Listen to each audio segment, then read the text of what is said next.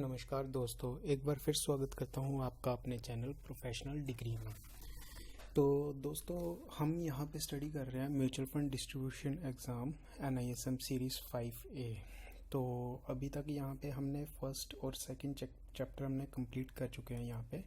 और नया चैप्टर जो हमने थर्ड चैप्टर स्टार्ट करा था वो था legal structure of mutual funds in India, जिसमें हमने सेक्शन 3.1 कवर कर चुके हैं, जिसमें structure of mutual funds in India. तो अगर आप लोगों ने वो वीडियो नहीं देखा, आप लिंक नीचे हमने डिस्क्रिप्शन बॉक्स में दे रखा है, आप वहां से जाके उस वीडियो को चेक कर सकते हैं। एज वेल एज वो वीडियो आपको आई बटन पे भी मिल जाएगी। तो आज दोस्तों हम सेक्शन 3.2 के बारे में पढ़ेंगे कि सेक्शन 3.2 आ गया कि constitutes of a mutual funds. तो वीडियो स्टार्ट करने से पहले आप लोगों को एक बात बोलना चाहूँगा कि अगर आप लोगों ने अभी तक चैनल को सब्सक्राइब नहीं करा या फिर आप हमारे इस वीडियो पर नए हैं और प्रीवियस वीडियोस अभी तक नहीं देखे, तो आप जाके पहले वो देख लीजिए, ताकि आपको फर्दर जो हम स्टडी करेंगे तो वो आपको ईजिली अंडरस्टैंडेबल हो। और सब्सक्राइब करने के साथ में ही आप बेल नोटिफिकेशन बटन को भी प्रेस कर दीजिएगा, ताकि आगे आने वाली वीडियोस की नोटिफिकेशन आपको इजीली मिल जाए। तो चलिए दोस्तों, स्टार्ट करते हैं सेक्शन 3.2 की constitutes of a mutual fund. तो इसमें जो सबसे पहला सबसेक्शन आता है वो है 3.2.1 स्पॉन्सर्स। स्पॉन्सर्स कौन है? The application to SEBI for registration of a mutual fund is made by the sponsors.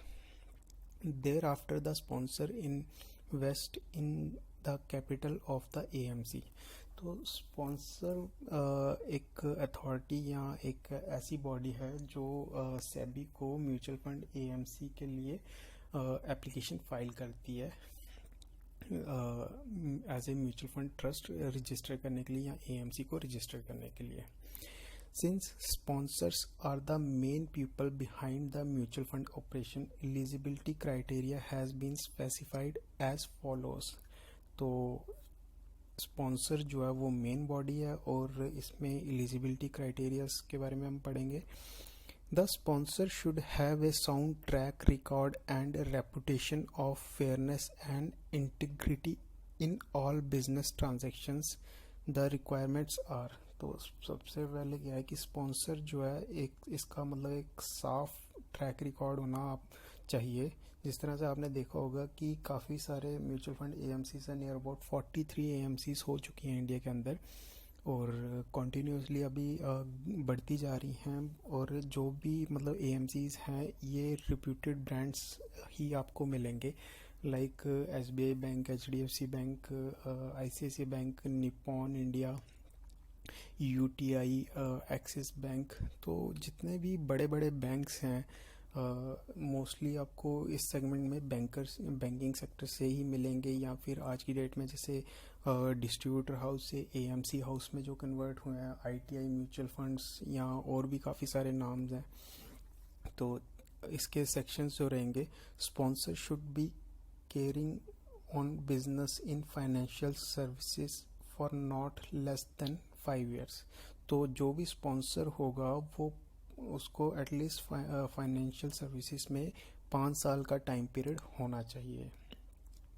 Sponsor should have positive net worth, share capital plus reserves minus accumulated losses in all the immediately preceding 5 years।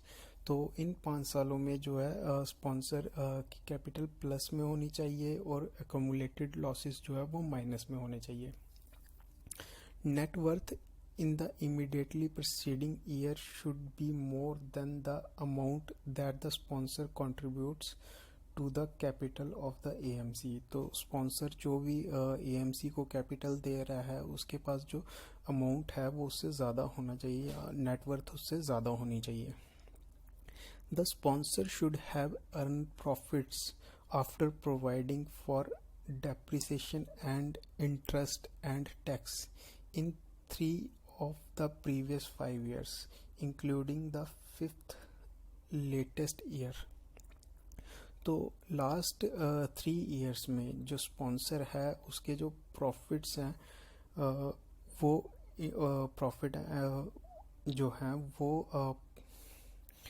Earning होनी चाहिए interest and tax पे करने के बाद और continuously previous years में, जिसमें 5th year में भी ये कंडीशन एप्लीकेबल होनी चाहिए। The sponsor should be A fit and proper person for this kind of operation. तो स्पॉन्सर जो है एक फिट एंड प्रॉपर पर्सन रहना चाहिए इस इन ऑपरेशंस के लिए। The sponsor need to contribute a minimum 40% of the net worth of the AMC। Further, anyone who holds 40% or more of the net worth of shareholding in the AMC is considered to be a sponsor and should therefore fulfill the eligibility criteria mentioned above। तो यहाँ पे 40% की stack holding होनी चाहिए AMC में। जितनी भी AMC में इन्वेस्टमेंट हो रही है उसका 40% कॉन्ट्रीब्यूशन स्पॉन्सर का होना चाहिए। Sponsor have to contribute a minimum of 50 lakh or 1% of the corpus raised in the NFO, whichever is lower, as initial contribution of the corpus of the mutual fund. Such contribution must be invested in the growth option and cannot be redeemed till the scheme is wound up. This provision does not apply to close-ended schemes। तो sponsor को कम से कम 50 लाख करोड़ या फिर fund capital का NFO में जो collection रहती है उसका 1% इन्वेस्ट करना पड़ेगा, जो भी कम रहेगा, और स्पॉन्सर स्कीम के वाउंड अप होने तक वो पैसा रिडीम नहीं कर सकता। और ये कंडीशन क्लोज एंडेड फंड्स पे एप्लीकेबल नहीं रहेगी, ये सिर्फ ओपन एंडेड पे रहेगी। Association of Mutual Funds in India (AMFI) website lists the names of all asset management companies which are members of AMFI in terms of the category of the sponsor, with banks, institution, private sector, etc. Within bank there are predominantly Indian joint ventures and other, and similar within the private sector there are Indian, foreign and predominant India joint ventures।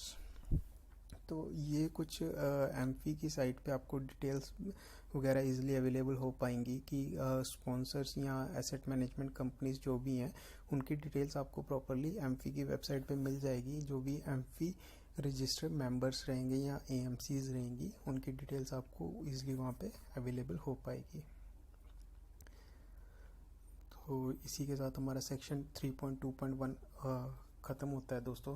तो section 3.2.2 हमारा next section रहेगा।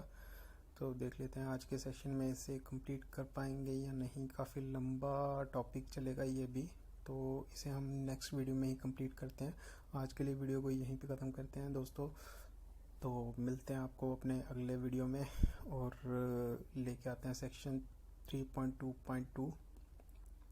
तो दोस्तों आज के लिए thank you, and अगर अभी तक आपने चैनल को सब्सक्राइब नहीं करा है तो प्लीज़ सब्सक्राइब कर लीजिएगा एंड बेल नोटिफिकेशन बटन को ज़रूर प्रेस करिएगा। Thank you.